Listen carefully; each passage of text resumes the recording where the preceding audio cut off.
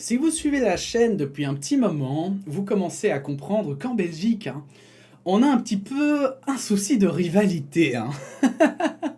Flamand, wallon, bruxellois, germain, presque, communauté germanophone.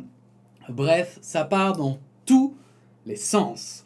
Mais du coup, la Belgique est littéralement un cas d'école au niveau des conflits. C'est-à-dire que du coup, il y a plein de micro-conflits qui démarrent sur des choses qui sont parfois complètement stupides, mais parce que politiquement, des partis ont un intérêt. Comme aujourd'hui, il semblerait que ce soit le thème, on va lire l'opinion de Bertrand N, ça faisait longtemps donc on peut se le permettre, qui est extrêmement intéressante, et je pense surtout à nos voisins français, qui voilà, ont l'impression toujours d'être dans un clivage gauche-droite. Vous allez voir à quel point, parce que je trouve que la Belgique pour soi est hyper intéressante, c'est à quel point on peut trouver des divergences parfois pour rien, parce que les politiciens ont des intérêts. C'est parti. Bruxelles, les vaccins de la discorde. Les Bruxellois sont-ils victimes du transfert indu de vaccins vers la Flandre et la Wallonie? Les Bruxellois se retrouvent dans une position qu'ils connaissent bien, comprimés, coincés entre les intérêts des deux grandes régions. La Wallonie au sud du pays, francophone, et la Flandre au nord du pays, néerlandophone. La plus grande rivalité sont entre ces deux régions, Wallonie et Flandre, parce que Bruxelles est censée être bilingue. Donc néerlandaise et française. Bon, au final, il y a genre 90% de francophones, même si les pourcentages varient d'année en année. Mais, mais quand même, on est beaucoup plus baigné dans une culture, puisque par exemple tous nos panneaux, toutes nos publicités sont en français et en néerlandais. On est beaucoup plus baigné dans cette culture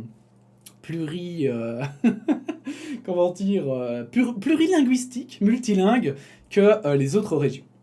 On veut nos doses. C'est un peu le message qui commence à monter à Bruxelles. Ce n'est pas neuf d'ailleurs. Depuis le début de l'année, Bruxelles soupçonne qu'une partie significative des doses administrées à Bruxelles ne vont pas dans les bras des Bruxellois. Or, qu'on le veuille ou non, l'AR Région sont engagées dans une course. Politiquement, il n'y en a que pour Christy Morael, en Wallonie, et pour Wouter Beke au nord. C'est les deux ministres régionaux, en fait, de la santé. Et cette course a ses symboles. En Flandre, la date du 11 juillet, la bataille des éperons d'or, devient la bataille des seringues d'or. Le 11 juillet est avancé pour atteindre le Graal, la fameuse immunité de groupe, plus de 70% des adultes vaccinés. Dans cette course, la Wallonie est bien placée, un peu devant la Flandre. Dernier chiffre, 53% des Wallons et Wallonnes ont reçu une piqûre au moins, 51% des Flamands, mais seulement 39% des Bruxellois. C'est nous. C'est pas nous. C'est pas nous. Bruxelles, pardon, je sais pas pourquoi je dis Bruxelles aujourd'hui. Bruxelles est donc à la traîne. Dès le mois de février, les Bruxellois ont tenté d'expliquer ce retard par le fait qu'ils vaccinaient beaucoup de non-Bruxellois, en particulier le personnel de soins qui travaille à Bruxelles et qui, pour une bonne partie, n'habite pas Bruxelles. Mais une fois les soignants vaccinés, l'écart n'a pas cessé. Car le phénomène n'a pas cessé, Bruxelles continue de vacciner des non-bruxellois, des Européens, des Flamands, des Wallons. En fait, c'est parce que, si vous connaissez pas bien Bruxelles, c'est parce qu'il y a énormément de gens, il y a énormément de gens qui travaillent à Bruxelles, mais qui habitent en dehors. Mais vraiment énormément. C'est genre, je sais plus, mais c'est un truc genre Bruxelles, quand les gens viennent travailler, il y a genre 500 000 ou 1 million de personnes en plus. Un truc du style, j'invente des chiffres, mais c'est un truc du style, quoi. Je crois que vous comprenez l'idée. Et comme la ville ne fait que 1,5 million d'habitants, bah si vous rajoutez 1 million, ça double, ça... C'est comme s'il y avait 2 fois plus de personnes, quoi. Donc du coup, ces personnes-là, en fait, se sont faites vacciner à Bruxelles, sauf que quand elles rentrent chez elles, les stats comptent pour les autres régions.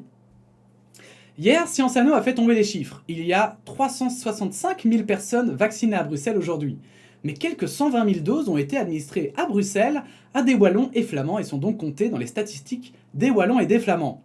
Le calcul n'est pas très compliqué. Si Bruxelles avait administré ces 120 000 doses à des Bruxellois seulement, il y aurait aujourd'hui près de 500 000 Bruxellois adultes vaccinés, près de 50%. C'est pas rien, hein, la moitié. C'est insane. La capitale passerait même devant les autres, ou en tout cas en serait proche. Ce qui est logique, puisque les doses ont été distribuées au prorata de la population. Donc en fait, on avait des doses, et on a dit, ok, bah, en fonction de la population, vu qu'on veut que chaque, voilà, je sais pas moi, que chaque région atteigne 50% d'ici X temps, eh bien ils ont calculé comme ça, ben, vous avez droit, puisque vous avez tel nombre de personnes à tel vaccin, à ce nombre de vaccins, vous ce nombre. Mais le problème, c'est que Bruxelles, du coup, en fait, ils auraient dû recevoir plus de vaccins, puisqu'en fait, ils vaccinent des personnes des autres régions. En fait, Bruxelles s'est fait carotte. Mais est-ce qu'on s'en fout? Et c'est justement ça qui m'intéresse. On s'en fout, parce qu'au final, on est un pays, on s'en fout. C'est la Belgique. L'important, c'est que toute la Belgique soit vaccinée. D'accord? C'est pareil pour la France, c'est pareil pour chaque pays, en fait. Et même, j'ai envie de dire, l'Europe essaye de vacciner toute l'Europe, un maximum, comme ça. Après, l'Europe en est débarrassée, et on peut peut-être aider d'autres pays. Mais est-ce que c'est important? Car au fond, l'objectif, c'est que le plus de monde possible soit vacciné, non? Peu importe le lieu. Sauf que chaque région est politiquement responsable devant sa population, et plus encore devant les autres régions. Ainsi, le plus faible taux de vaccination à Bruxelles a pu justifier des remarques très peu fines du ministre flamand de la Santé sur le caractère méritant des Flamands, bien organisés, qui devraient pouvoir se déconfiner avant les francophones. Jan Jambon n'a pas vraiment été plus fin. Ça s'appelle la responsabilisation. Et voilà, donc ça c'est en Belgique, notamment beaucoup du côté flamand, mais du coup, comme ça se passe, vous savez, c'est un peu chien et chat, quoi. Ça se passe d'un côté, vous savez que les autres vont répliquer aussi. Donc, du côté flamand, donc au nord du pays, eh bien, les politiciens il y en a une partie qui sont très nationalistes, qui sont persuadés que un peu la Flandre d'abord, hein, la Flandre est meilleure que le reste de la Belgique, et donc en fait, ils capitalisent là-dessus. Notamment là-dessus, il y a une image en Belgique qui persiste, c'est que le flamand, il est très rigoureux, très droit, alors que le wallon, il est plutôt mou, il est plus drôle, et comment dire, plus cool, mais en fait, il est du coup aussi, il fait moins attention, quoi, il va moins se vacciner, il va moins, voilà. Donc des gros traits négatifs, alors que le flamand a beaucoup de traits positifs, quoi. Et donc, il y en a beaucoup de politiciens flamands qui en ont parlé en disant « Mais regardez, regardez, encore une fois, la Flandre, elle est devant, regardez, on a plus de vaccinés, et en plus, on a mieux fait, regardez, oh, vous êtes incroyables, les Flamands, vous êtes incroyables !» Et du coup, les Wallons, ils ont fait la même chose, ils ont fait « Mais non, regardez, nous, on est très proches aussi, donc c'est parfait, c'est nickel !» Et puis, entre les deux, il y a Bruxelles, où nous, on est en mode genre « Ben, ouais, et nous, s'il vous plaît !» Or ici, Bruxelles peut légitimement défendre qu'elle ne mérite pas ce qui lui arrive et qu'elle est victime d'un ensemble de mécanismes qui jouent en sa défaveur. Il est donc hors de question d'évoquer un traitement de faveur pour les régions plus méritantes, puisqu'en réalité, elles ne sont pas plus méritantes. L'essence bruxelloise. Cette affaire touche à l'essence même de la politique bruxelloise, cette idée que Bruxelles est mal servie dans le fédéralisme, que Bruxelles est traitée de manière utilitariste par les autres sans penser à ses habitants. L'essence bruxelloise précède son existence puisque c'est ce sentiment de manque de reconnaissance qui est à l'origine de la création de la région. C'est au fond aussi le cas des deux autres. Aujourd'hui, ce sentiment est toujours très présent. Bruxelles estime ne pas être traitée à égal des autres régions, que Bruxelles est une sous-région. C'est existentiel, mais c'est aussi actuel. Prenez l'offre de soins. Bruxelles soigne énormément de patients non bruxellois. La STIB, donc les transports en commun bruxellois, comme j'en parlais dans la précédente vidéo, véhicule beaucoup de non-bruxellois. Beaucoup de politiques bruxellois, après s'être disputés sur le fait de savoir si on peut conduire un bus avec un voile ou non, tomberont d'accord pour dire que la capitale paye le prix d'être une capitale, un donneur universel de services, sans recevoir suffisamment, même depuis le refinancement. Donc en gros, c'est un concours de tub, on peut le résumer ainsi, hein, où les Flamands ils font « Oh, regardez la nôtre !» Les Wallons font « Eh mais nous aussi on en a une grosse !» Et puis il y a Bruxelles, qui est évidemment aussi la capitale, hein, mais qui est aussi une région, et qui fait « Bon bah... on va pas refuser le vaccin aux gens qui viennent chez nous, quoi. On est la capitale, il y a des gens, ils ont pas d'hôpital... Enfin, le plus proche, c'est Bruxelles, pour certaines personnes. Il y en a qui y vont après le travail, ou des trucs comme ça. Voilà, quoi. Mais on aimerait hein, aussi faire un concours de tub, mais on n'a pas le temps. on doit vacciner vos personnes, en fait. Vos habitants. Rendez les doses! Le fédéral pourrait donner plus de doses à Bruxelles pour les prochaines semaines pour compenser. Mais la Flandre et la Wallonie ne sacrifieront pas leur campagne et leur moment de gloire politique pour que Bruxelles puisse avoir le sien. Et donc voilà, typiquement, encore une fois, c'est... en fait, c'est pour ça qu'il faut faire super gaffe.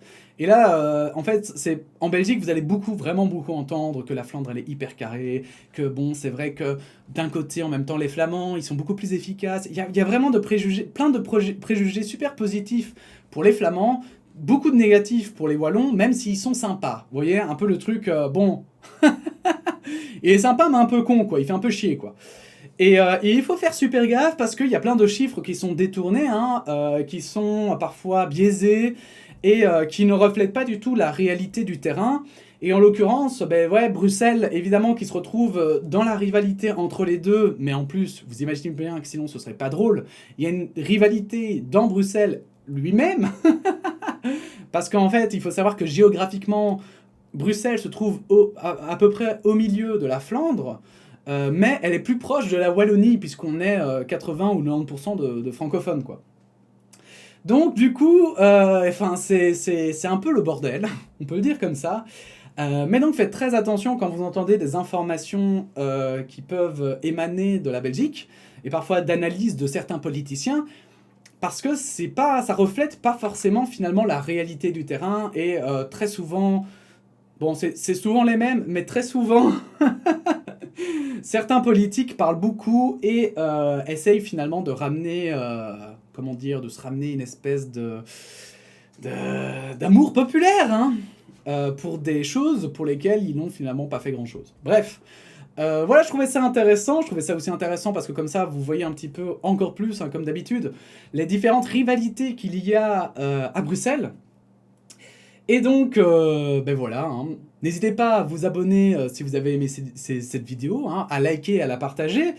Et puis, ben sinon, n'hésitez pas à donner votre opinion en commentaire. Et on se dit à bientôt pour de nouvelles actualités. Voilà, la bise.